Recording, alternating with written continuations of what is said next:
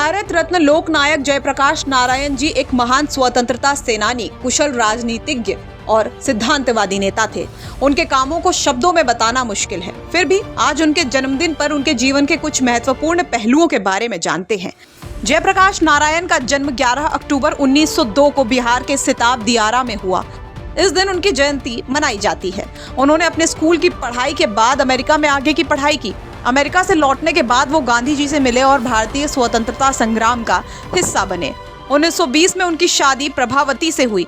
1932 में जब गांधी, नेहरू और अन्य कांग्रेसी नेताओं को जेल में डाल दिया गया, तब जयप्रकाश ने भारत के विभिन्न हिस्सों में आंदोलन का नेतृत्व किया। अंत में उन्हें भी 1932 में गिरफ्तार करके नासिक जेल भेज दिया गया। वहीं उन्होंने कांग्रेस सोशलिस्ट पार्टी की शुरुआत की। 1939 में अंग्रेजों के खिलाफ आंदोलन करने पर उन्हें फिर से गिरफ्तार किया गया था। 1942 में भारत छोड़ो आंदोलन के दौरान उन्हें हजारीबाग जेल में डाल दिया गया। हजारीबाग जेल से वो भाग गए और नेपाल में आजाद दस्ते का गठन किया। 1943 में उन्हें पंजाब में गिरफ्तार कर लिया गया और 16 महीने बाद 1945 में आगरा जेल में भेज दिया गया। अप्रैल 1946 में उन्हें जेल से रिहा कर दिया गया। 1948 में उन्होंने कांग्रेस के समाजवादी दल का नेतृत्व किया और बाद में सोशलिस्ट पार्टी बनाई। 19 अप्रैल 1954 को उन्होंने गया, बिहार में विनोबा भावे के सर्वोदय आंदोलन के लिए अपने जीवन को समर्पित करने की घोषणा की। 1957 में उन्होंने राजनीति छोड़ने का फैसला किया, लेकिन 1960 के दशक के अंत में फिर से वो राजनीति में सक्रिय हो गए।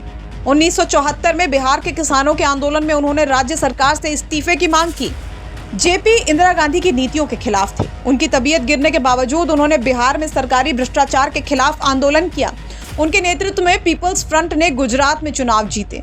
1975 में इंदिरा गांधी ने आपातकाल की घोषणा की।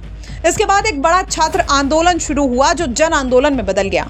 इंदिरा सरकार ने जेपी और 600 से ज्यादा विरोधी नेताओं को गिरफ्तार कर लिया। जेल में उनकी तबीयत खराब हो गई, लेकिन 7 महीने बाद उन्हें रिहा कर दिया गया। 1977 में जेपी के प्रयासों से एकजुट विपक्ष ने इंदिरा गांधी को चुनाव में हराया। अब बात करते हैं अखिलेश यादव ने जयप्रकाश नारायण को श्रद्धांजलि देने के लिए बीजेपी के खिलाफ मोर्चा क्यों खोला। सपा के संस्थापक मुलायम सिंह यादव जेपी आंदोलन से ही राजनीति में आए थे।